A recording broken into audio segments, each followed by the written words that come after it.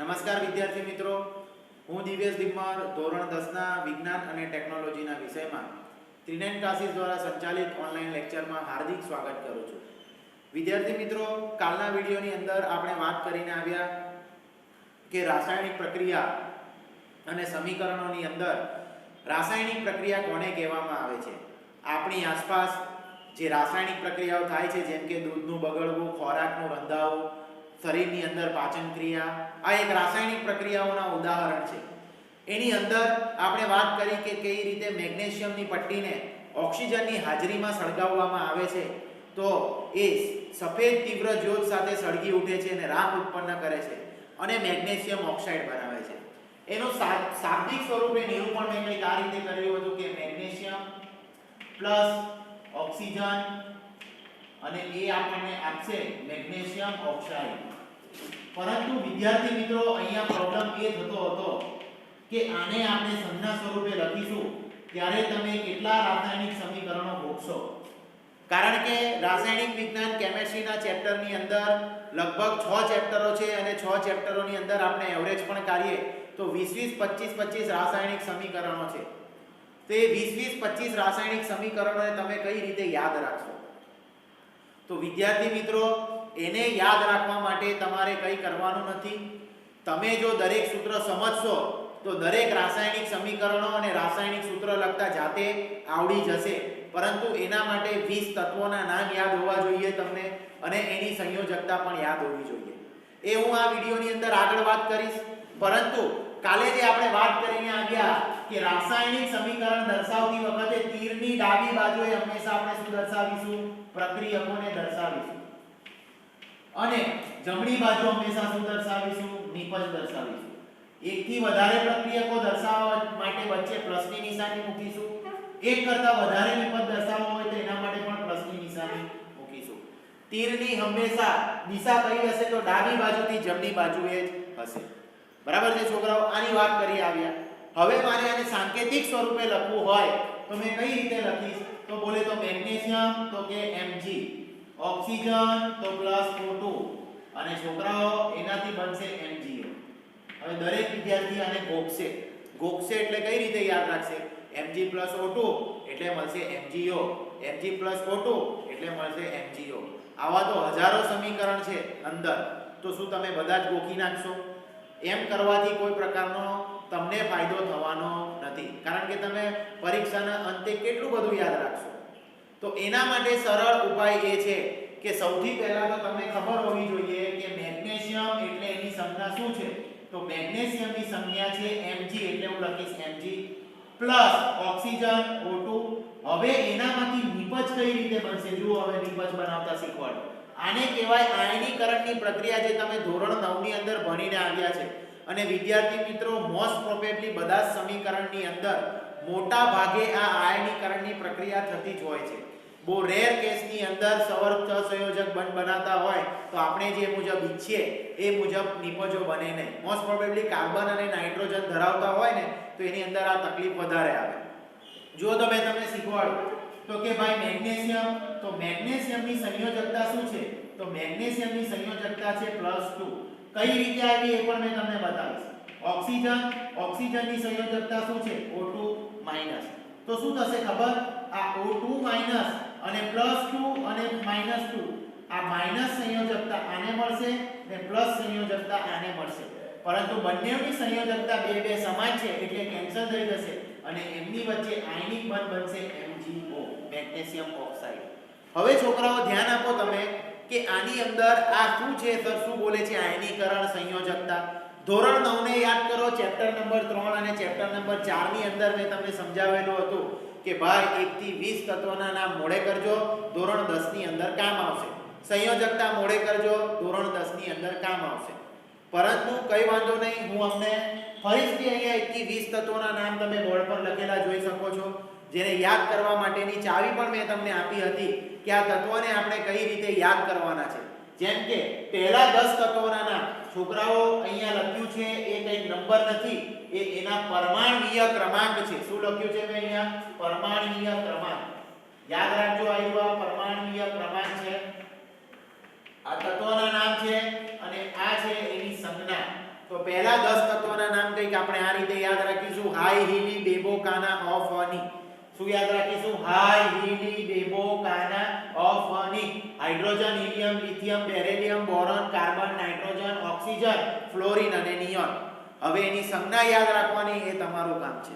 કઈ રીતે એની સંયોજકતા સંજ્ઞા યાદ રાખશો અને પરમાણ્વીય ક્રમાંક યાદ રાખશો. ઓકે, બીજા 20 તત્વોના નામ પણ બોર્ડ પર લખ્યા છે. મેં 11 થી 20 જોઈ લો. સોડિયમ, મેગ્નેશિયમ, સો મે AC4 સ ક આ okay. Sodium, magnesium, aluminium, silicon, phosphorus, sulphur, chlorine, argon, potassium અને કેલ્શિયમ. આ છે બીજા 20 તત્વોના નામ. 11 થી 20 તત્વોના નામ. એની પણ સંજ્ઞા સાથે તમારે યાદ રાખવાનું છે. મેં લખી નથી. સોડિયમની સંજ્ઞા Na, મેગ્નેશિયમની સંજ્ઞા Mg, એલ્યુમિનિયમની સંજ્ઞા Al, સિલિકોનની સંજ્ઞા Si, ફોસ્ફરસની સંજ્ઞા P, સલ્ફરની સંજ્ઞા S, ક્લોરીનની સંજ્ઞા Cl, આર્ગોનની સંજ્ઞા Ar, પોટેશિયમની સંજ્ઞા K, કેલ્શિયમની સંજ્ઞા Ca. જો આ બધા તમને સરળતાથી યાદ રહેશે. કેલ્શિયમ Ca, પોટેશિયમ યાદ રાખવું પડશે. P નથી, K છે. એ જ રીતે ફોસ્ફરસમાં P છે, સલ્ફરમાં S છે, સિલિકોનમાં S છે. આ તો બધા તમને એલ્યુમિનિયમ Al, મેગ્નેશિયમ Mg, સોડિયમનો ખાસ યાદ રાખજો Na. બહુ બધા સમીકરણની અંદર આવે. હવે છોકરાઓ, આ જે બધા મેં તત્વો દર્શાવ્યા છે એ પરમાણુ છે. અને ચોથા ચેપ્ટરની અંદર 9મા ધોરણમાં મેં તમને શીખવાડ્યું હતું કે પરમાણુની મધ્યમાં શું આવેલો છે? પ્રોટોન અને ન્યુટ્રોન આવેલા હોય છે.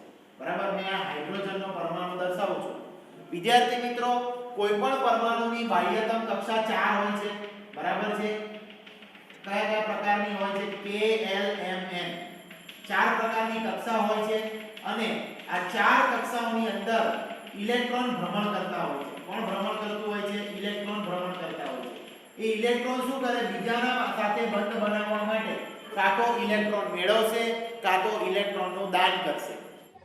જે ઇલેક્ટ્રોન મેળવશે એ પરમાણુ બીજા પાસેથી ઇલેક્ટ્રોન મેળવશે. એનો મતલબ એવો થઈ ગયો કે ઋણી થઈ ગયો. બરાબર છે. કોઈના પાસેથી આપણે પૈસા લઈએ એટલે શું થાય? એ ઋણી થઈ ગયો. એટલે જે ઇલેક્ટ્રોન મેળવશે એ ઋણી થઈ ગયો એટલે એ ઋણ વીજભાર ધરાવશે. કયો વીજભાર ધરાવશે? ઋણ વીજભાર. એટલે એની સંયોજકતા આપણે માઈનસ કન્સિડર કરીશું. અને વિદ્યાર્થી મિત્રો, જે ઇલેક્ટ્રોન ગુમાવશે એનો મતલબ એવો થઈ ગયો કે એ ઇલેક્ટ્રોનનું દાન કરી દેશે, દાનવીર થઈ જશે. તો જે દાન કરશે એ ઇલેક્ટ્રોન બીજાને આપી દેશે એ હંમેશા ધન વીજભાર ધરાવશે. શું ધરાવશે? ધન વીજભાર. એટલે એની સંયોજકતા પ્લસ રહેશે. કોઈ પણ ઇલેક્ટ્રોનને અષ્ટક રચના પૂર્ણ કરવા માટે એટલે કે સર્વશક્તિમાન બનવા માટે એની બાહ્યતમ કક્ષામાં કંઈક આ પ્રમાણે ઇલેક્ટ્રોન ભરાય. આને આપણે કહીશું K, આ કક્ષા L, આ કક્ષા M, આ કક્ષા N. 2, 8, 18 અને 32. આ રીતે ઇલેક્ટ્રોન ભરાશે. બરાબર છે. અને એક ક્રમશઃ ભરાય છોકરાઓ ઇલેક્ટ્રોન. એવું નહીં કે પહેલા 32 માં ઘૂસી જાય લાઈનમાં. પહેલા 2 માં ભરાશે, એના 2 માં 2 ઇલેક્ટ્રોન આવી ગયા એટલે ફિટ થઈ જશે. બરાબર છે. એનામાં હવે કોઈ ત્રીજો ઇલેક્ટ્રોન ઘૂસશે નહીં. એ હવે કઈ કક્ષામાં જશે? L કક્ષામાં જશે. L કક્ષાની અંદર વધુમાં વધુ કેટલા સમાઈ શકશે? 8. 8 ભરાવે, 8 ઇલેક્ટ્રોન આવી ગયા એટલે ત્યાં પણ ટાઈટ થઈ જશે. ઓકે. પછી એ બાકીના ઇલેક્ટ્રોન ક્રમશઃ M અને N કક્ષાની અંદર ગોઠવાશે. એક્ચ્યુઅલીમાં હવે હું શું વાત કરવા જઈ રહ્યો છું એ તમને સમજાવું કે આ હાઇડ્રોજન છે એની સંયોજકતા કઈ રીતે નક્કી કરીશું. તો એના માટે તમારે યાદ રાખવાનું કે છોકરાઓ પહેલી કક્ષાની અંદર 2, બીજી કક્ષાની અંદર 8, પાછા ત્રીજી કક્ષાની અંદર 8, પાછા ચોથી કક્ષાની અંદર 18 એવી રીતે ઇલેક્ટ્રોન ભરાતા જાય. તમારે અહીંયા સુધી યાદ રાખવાનું છે આટલું 2, 8, 8. એનો મતલબ શું થયો ખબર? કે કોઈ પણ તત્વની અથવા તો કોઈ પણ પરમાણુની તમે ઇલેક્ટ્રોન રચના ભરો તો એની અંદર પહેલી કક્ષામાં વધારે કેટલા? 2. બીજી કક્ષામાં વધારે કેટલા? 8. ત્રીજી કક્ષામાં વધુમાં વધુ કેટલા? 8. આટલું ભરાઈ જાય ને તો એ એમ કે એની અષ્ટક રચના પૂરી કરી લીધી. જો હવે સમજાવું તમને કઈ રીતે. તો પહેલા તત્વનું નામ બોલો. પહેલા પરમાણુનું નામ છે હાઇડ્રોજન. હાઇડ્રોજનની સંજ્ઞા શું છે? H. એનો પરમાણ્વીય ક્રમાંક કેટલો છે? 1. એનો મતલબ એવો થયો કે એની કક્ષામાં અંદર કેટલા ઇલેક્ટ્રોન ઘૂમતા હશે, એના પરમાણુય ક્રમાંક જેટલા એક ઇલેક્ટ્રોન ઘૂમતો હશે. તો મારે એની પરમાણુ રચના લખવી હોય તો હું આ રીતે લખીશ, એક ઇલેક્ટ્રોન એટલે એક જ આવશે. હવે છોકરાઓ તમે જુઓ, પહેલી કક્ષામાં વધુ કેટલા ભરાઈ શકશે? 2. તો એને અષ્ટક રચના પૂર્ણ કરવા માટે એટલે કે શક્તિશાળી બનવા માટે શું કરવું પડે? તો કાં તો એક ઇલેક્ટ્રોન મેળવવો પડે, કાં તો એક ઇલેક્ટ્રોન ગુમાવશે. બે પોસિબિલિટી છે છોકરાઓ અહીંયા. ક્યાં તો એ એક મેળવશે, ક્યાં તો એ એકનું શું કરી દેશે? દાન. તો હાઇડ્રોજન અહીંયા બંને કામ કરશે. કાં તો એક ઇલેક્ટ્રોન મેળવી દેશે ને 1 + 1 એટલે કે 2 થઈ જશે, એટલે એની સંયોજકતા પૂર્ણ થઈ જશે, ત્યારે બની જશે H+ આયન, અથવા તો એક ગુમાવી દેશે તો બની જશે H- આયન. બરાબર છે. બીજો તત્વ જો આપણે હિલિયમ, He પરમાણુ ક્રમાંક કેટલો છે? 2. એનો મતલબ એની બાહ્યતમ કક્ષામાં કેટલા ઇલેક્ટ્રોન ઘૂમતા હશે? 2. તો એની ઇલેક્ટ્રોન પરમાણુ રચના લખી હોય તો 2 પટી ગયું, પાછળ તો કઈ આવશે નહીં. તો જો અહીંયા 2 આવી ગયા, કક્ષા પૂરી ઇલેક્ટ્રોન થી ભરાઈ ગઈ, એટલે એક આ ઇલેક્ટ્રોન ગુમાવશે પણ નહીં ને ઇલેક્ટ્રોન મેળવશે પણ નહીં. તો તટસ્થ થઈ ગયો. અને તટસ્થને વિજ્ઞાનની ભાષામાં શું કહેવામાં આવે? નિષ્ક્રિય વાયુ કહેવામાં આવે. શું કહેવામાં આવે એને? નિષ્ક્રિય વાયુ. જો હવે ત્રીજો લિથિયમ, બોલો લિથિયમની સંયોજકતા શું છે? લિથિયમનો પરમાણુ ક્રમાંક શું છે? 3. બરાબર છે. તો છોકરા અહીંયા લિથિયમનો આઈ થિંક Li આવશે. Li ની આવશે, Li આવશે. બરાબર, આ યાદ રાખજો, લિથિયમનો Li આવશે. તો કે ભાઈ લિથિયમ, તો લિથિયમને આપણે કઈ રીતે લખીશું? તો લિથિયમની પરમાણુ રચના લખવી હોય તો પહેલા કક્ષાની અંદર 2. બરાબર છે. આ 2 ભરાઈ ગયા, એની કેટલી છે? 3. હવે એ 2 ઇલેક્ટ્રોન ભરાઈ ગયા તો ત્રીજી કક્ષામાં હવે કેટલો ઇલેક્ટ્રોન જશે? 1 જશે. તો હું અહીંયા લખીશ 1. હવે છોકરાઓ જો અહીંયા એને અષ્ટક રચના પૂર્ણ કરવા માટે કેટલા જોઈશે? અહીંયા 7 જોઈશે. કેટલા જોઈશે? 7. તો એ કઈ 7 મેળવે થોડી, એના કરતા એ 1 ગુમાવી દે. બરાબર છે.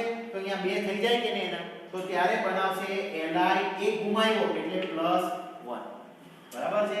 એ જ રીતે આપણે જોઈએ બેરિલિયમ, Be પરમાણુ ક્રમાંક 4, પહેલી કક્ષામાં 2 ભરાઈ ગયા, કેટલા બચ્યા? 2. એ બાજુની કક્ષામાં જશે.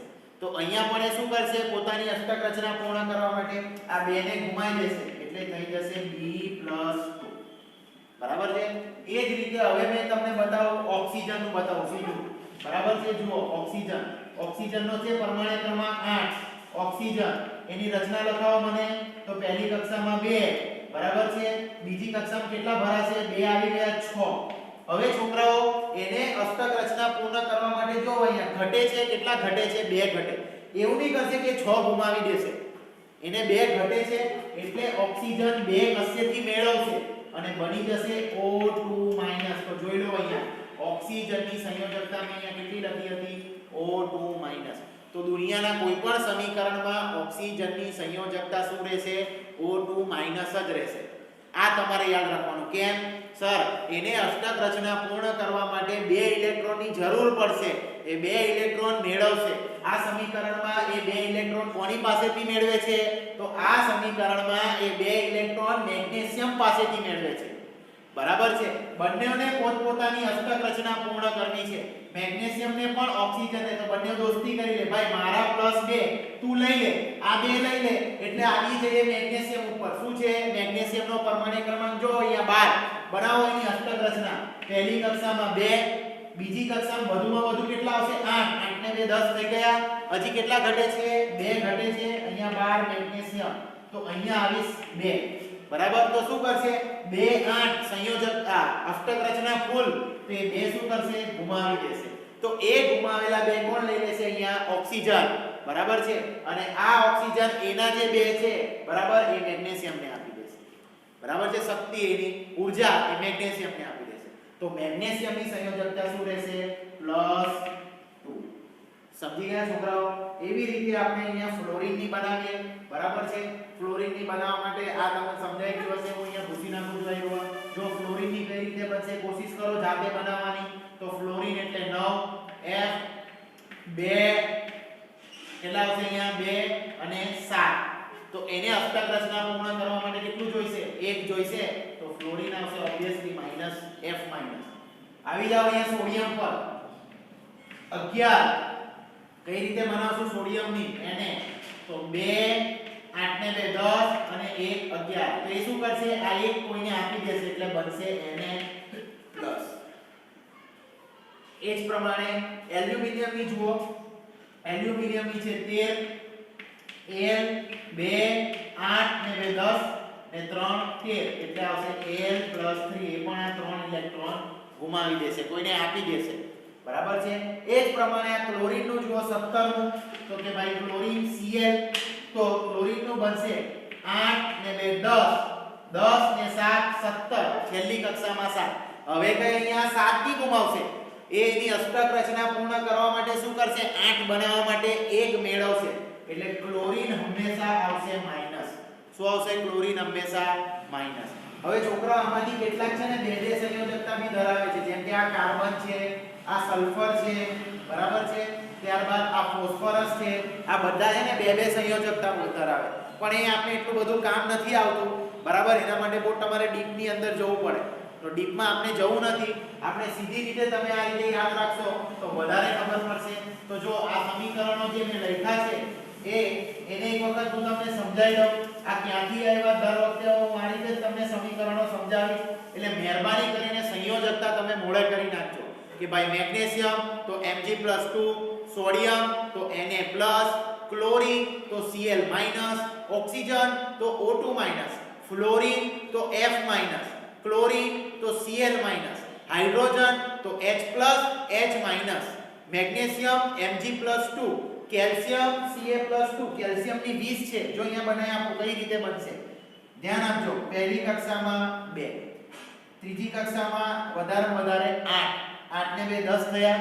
હજી કેટલા ઘટ્યા બરાબર છે હજી 12 ઘટે સોરી હજી 10 ઘટે તો ત્રીજી કક્ષામાં વધારે 8 8 16 ને 2 18 હજી કેટલા ઘટે તો 2 તો છેલ્લી કક્ષામાં 2 તો આ અને આ અહીંયાથી તો એની સંપૂર્ણ ઇલેક્ટ્રોન ભરાયેલી છે તો બે ઇલેક્ટ્રોન શું કરશે દાન કરી નાખશે એટલે Ca હંમેશા બનશે +2 એ જ રીતે પોટેશિયમ 19 છે તો 2 8 8 1 એટલે પોટેશિયમ હંમેશા બનશે +1 તો કે ભાઈ આ સમીકરણને મેં માળખાકીય સ્વરૂપે એટલે કે સાંકેતિક સ્વરૂપે સંજ્ઞા સ્વરૂપે લખ્યું તો બોલો આને કહેવાશે પ્રક્રિયકો અને આને કહેવાશે નિપજો કેટલાક બહુપરમાણીય આયનના તમારે યાદ રાખવાના છે જેમ કે હાઇડ્રોક્સાઇડ બરાબર છે તો હાઇડ્રોક્સાઇડ નો હંમેશા તમારે યાદ રાખવાનું OH- સંયોજકતા એની -1 ઓકે ત્યારબાદ છે સલ્ફાઇડ બરાબર છે તો સલ્ફાઇડ માટે યાદ રાખવાનું SO4 2- એની સંજ્ઞા છે -2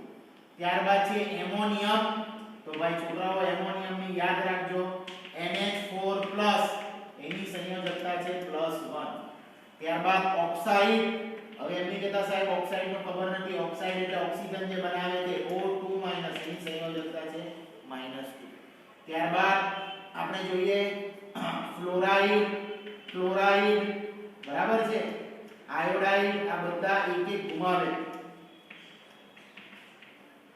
તો એને કહેવાય F-, Cl-, I- સંયોજકતા છે -1 આખું કોષ્ટક છે હું તમને ગ્રુપની અંદર આપીશ બરાબર છે એટલે એનો તમે અભ્યાસ કરજો એટલે તમને ખ્યાલ આવશે નેક્સ્ટ વિડિયોની અંદર છોકરાઓ રાસાયણિક સમીકરણ કઈ રીતે સંતુલિત કરવા એની ટ્રીક હું તમને એક આપીશ પરંતુ આ 20 તત્વોના નામ યાદ રાખી દેજો 20 તત્વોની સંયોજકતા બી યાદ રાખી દેજો જેટલાના બાકી છોડ્યા છે ઘરે ટ્રાય કરજો કે કેટલી સંયોજકતા આવે જાતે એની પરમાણુ રચના લખવાનો કોશિશ કરજો વિદ્યાર્થી મિત્રો આજના વિડિયોની અંદર બસ આટલું જ વિડિયો ગમ્યો હોય તો એને લાઈક કરો શેર કરો સબસ્ક્રાઇબ કરો અને જોતા રહો 3 ક્લાસીસની ચેનલને થેન્ક યુ જય હિન્દ વંદે માતરમ